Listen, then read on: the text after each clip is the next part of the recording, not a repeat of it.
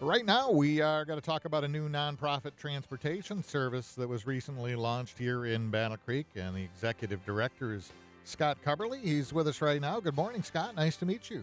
Good morning, Tim. Thanks for having me here. Now, is it pronounced Aequitas? Aequitas. Aequitas. I got it wrong. Aequitas is the name of it. What does that mean? It's Latin for equity. Okay, very good. And this is kind of a brand new thing. You've been running, about 3 weeks now? We've been running since on a soft launch since January 25th, approximately. Okay. And been running more in a kind of a hard launch mode since March 11th. And soft launch is always good. You work the bugs out and you get people up to speed on what they're supposed to be doing, and then you can roll it out to the public, and that's what we're kind of trying to do right now. Tell us what it is. So Aequitas Mobility Services is, as you mentioned, a 501c3 nonprofit here in Battle Creek. It was launched with support from Battle Creek Unlimited, Firekeepers Casino, and Prairie Farms. They got behind us and said that we think this is something in the community, and they've all been very supportive as we've gone through the process. We have two vehicles currently. One is a 13-passenger vehicle that allows us to transport individuals with wheelchairs. We can accommodate two wheelchair individuals with our lift, and still transport an additional 6 individuals. And then we have another vehicle that has nine seats, and we have a third coming in on April 24th approximately. That'll be another 9-passenger vehicle. Wow, that's great. Man, you're moving fast. We are. We've got a plan to meet the need. We know that there is a significant need in the community to provide equitable access to transportation, to kind of take transportation as a barrier off the table for individuals that are trying to engage in the workforce, find a job, and individuals that are looking to kind of just meet their basic needs. Sometimes it's a struggle for people to get where they need to go, and that and non-emergency medical transportation are kind of our 3 buckets of work. Sure. Everybody, I think knows that, but we kind of take it for granted if the old rust bucket gets us back and forth, and we can somehow manage to keep gas in it and get to work every day and get home and get the kids here and there. But all of a sudden, when something pops up and you can't do any of those things, then you start to realize how important that is. You can't succeed in this society unless you can get from point A to point B.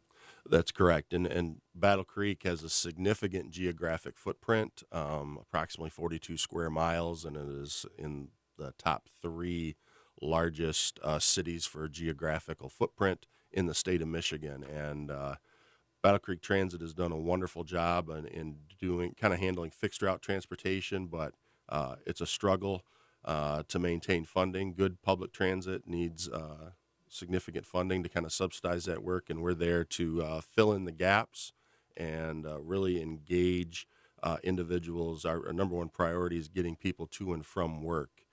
We know that second and third shift transportation out of the Fort Custer Industrial Park, and also as far east as Firekeepers Casino, it's a struggle to get there, and so we're trying to fill those gaps. Well, and 2 things kind of going on in Michigan that really make this service so important. I mean, we've kind of gone over it a little bit, but I mean, for one thing, the job market's pretty good. You can get a job right now if you want, even if you don't have transportation.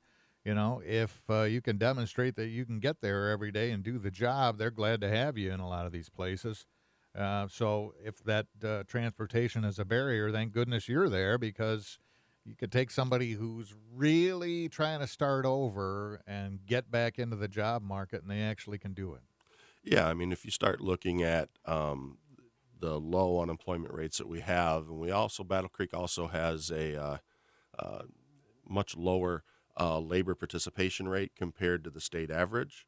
We're at about 60%. The state average is about 63%. And so if you look at that 3% of the community that is currently not engaged, what are the things that they typically need to be engaged with? They need some supports around childcare. They need supports around transportation and stable housing. And so we're trying to fill that gap to support people to fill the 600, 800 plus jobs that are available currently right now out in the Fort Custer Industrial Park and firekeepers and in the community as a whole. Yeah. The other thing I was going to mention too is going on here in Michigan is we have the highest auto insurance rates in the country. We have probably the worst roads in the country. Our gas is sky high, and our governor wants to increase it another 45 cents a gallon.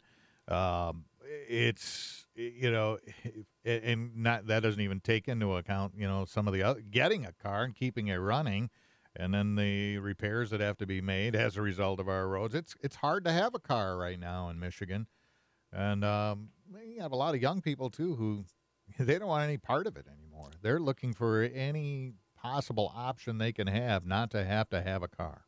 Yeah, there's a significant barrier to maintain purchasing a car, maintaining a car, and doing all the things that you need to do to make sure that that car is available to you. And individuals that we've talked to, that's kind of the piece. You could afford the car payment, but you can't afford the car payment plus the insurance plus the maintenance. And we're there to kind of give them another reliable and affordable alternative to get them where they need to go. Now we have, services here. Obviously, our city metro transit, and then they have the teletransit. And it seems like what you're trying to do kind of parallels the teletransit. Talk about that a little bit. How's it different, and how are you working with them? Sure. So, Battle Creek Transit has been a wonderful partner throughout our process of getting ready to launch. They've been able to be in on several meetings with us where we've been able to talk about how we can kind of coexist and that we're there really to fill gaps in services. And so their teletransit system is a door-to-door service on demand. It's their ADA compatible service, and we are kind of extending that model to the time frames and time windows that they're not able to serve. Ah, and they recently cut back. I did a story on our website. I think that actually they're having trouble finding people to drive. Yeah, that's correct. They cut back service right around March 11th, I think. The reduction of one shuttle during that time frame from 12:30 to 8:30. They typically run two shuttles. We've been lucky enough that we've been able to find some really good drivers, and that so far has not been a problem for us. And we're looking forward to, as we add another vehicle, also add a couple of part-time drivers to our staff as well. What would those hours be like? So we're currently operating from 5 a.m. to about 1 a.m. Monday through Friday, but we're looking to expand that to operate 24/7 by the 6-month mark, so probably mid to late summer. And what sort of salaries or hourly wages are you paying?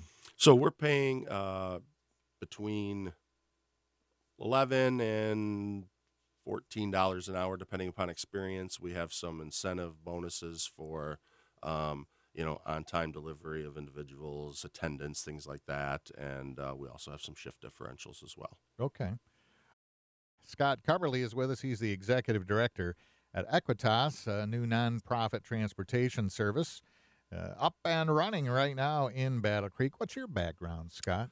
Well, I spent the past 10 years in workforce development, really where certainly trying to resolve barriers for individuals reentering the workforce and work with employers on how to stabilize and retain their employees and attract new employees. So Michigan Works was some Yes, of that? Michigan Works, Goodwill. Exactly. So you see it firsthand, people who really want to work, but for one reason or another, they just can't get over the hump and make it all happen. Yeah, we've had a couple of individuals that have been, their plan had been they'd found a new job and they were planning on walking almost 2 hours back and forth to get to work, and luckily we were able to make contact with them and provide them some affordable transportation to get back and forth so they can maintain that job. Where did the idea for Aequitas mobility services come from? So in 2017, BC Vision commissioned a transportation study, and I was a part of that study, and really looking at ways that we can improve transportation access in the community and fill in the gaps. And from that, we knew that employers were really struggling to also find people to fill their open positions, and we kind of from there took it and said we need to finally kind of get something to the finish line in this community. Sometimes we struggle with we get some ideas and they lose steam and we don't see them through. And so it was kind of my kind of personal commitment to myself and to the community that I was going to kind of see this through. And so that meant getting funding for vehicles, I guess, the first and foremost. And usually, you hope to start out with one and expand, but you've done a lot better than that. Yeah, we've had some great partnerships again from Battle Creek Unlimited, providing us some matching grant dollars, and then some donations from some employers, as I mentioned, Firekeepers Casino and Prairie Farms, to support our work. And then we participated in the small business loan available through Northern Initiatives, and we're able to take on some debt. Which isn't typical for a nonprofit, but it got us to launch mode, and we're going to move forward and see what we can do to make sure that we're here for the long haul. What do one of these vans cost? So a van that's been upfitted, all of the vans have had some level of customization. You're looking at somewhere between $35,000 and $45,000, depending upon the capacity. Luckily, we were able to get qualified for Ford fleet pricing, so that brings the cost down for us. And then we found some great partners to do the retrofitting that also really help keep costs down as well. I don't think I asked you, what does it cost for a ride? One-way ride is $7. So round trip for the day would be $14. We have some bulk pricing available as we work with employers and organizations that if they want to inquire about a larger purchase, we can kind of work through that individually with them. And how does it work? Is there like a bus stop, or do you pick people up at their houses? They have to call you? How's that work? So if they call between 8 a.m. and 5 p.m. The day before they need a ride, we can get them pretty much scheduled as it fits in within our route. So we're kind of right now managing our growth to make sure that we deliver the services that we say we deliver. So we're putting people on a wait list based on their needs and where they need to go. And if we can create that route that fits and can get them there in the timely fashion that they need to be, and it doesn't impact others, then we add that route into the system. And so typically within 24 to 48 hours, we're able to accommodate somebody's request. So that tells me you had to come up with a system. Yeah. And so we have been exploring some software partnerships. We're reevaluating our partnership with a company that has a software platform out of Europe to make sure there's some intricacies to that coming from Europe to kind of mesh and fit within the United States needs that we're trying to make sure that we haven't fully launched that portion of the service yet because there's still some kinks in the system, and we want to make sure that when we launch something, we're as close to 100% sure that it's going to work. So is the goal to have kind of an Aequitas Uber app? Yeah, essentially. So there's a couple different processes out there. So we want to be able to provide as much personalized service for vulnerable populations during the day that we need to. So we have a mobility specialist that answers the phone and is able to work through the individual needs for individuals that may not be as tech savvy or want that kind of personalized service.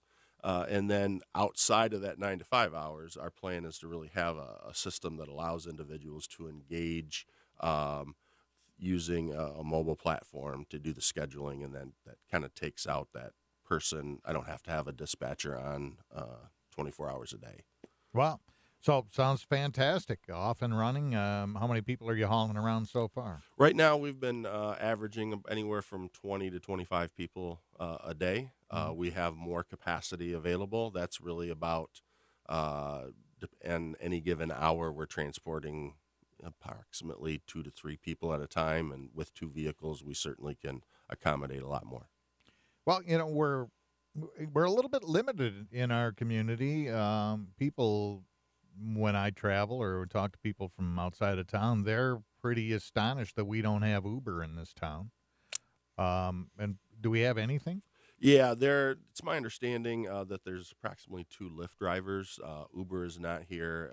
If you go to the Uber website, you'll see that it'll say Battle Creek Kalamazoo area, but if you try to schedule a ride, there's no one available. And I believe we still have one cab company in business. We have one cab company, correct. And as we've talked about, we have a fine Metro Transit and also an on-demand version of that as well that kind of runs. So, yeah, between everybody, hopefully nobody can be without a ride to work if they want to try and pull themselves up by their bootstraps, or if a couple of things have come along unforeseen that have really put a dent in their wallet. Here you go. There's a chance to pull yourself up by your bootstraps and take advantage of it. What can we do if we want to look into more, find out if it's going to serve our area and our needs? What can we do? Sure. So certainly we have a website. It's www.rideams.com that you can visit. We also have a Facebook page that we're pushing information out on as well. If you would like to schedule a ride, you can call us at 269-441-5387, and someone will be available to assist you. All right. Executive Director Scott Carberly from Aequitas Mobility Services. And that's what the AMS stands for, right? RideAMS.com. That's correct. All right. We'll look you up, and thanks for stopping by, and thanks for your great work. Keep it up, okay? Thank you very much, Tim.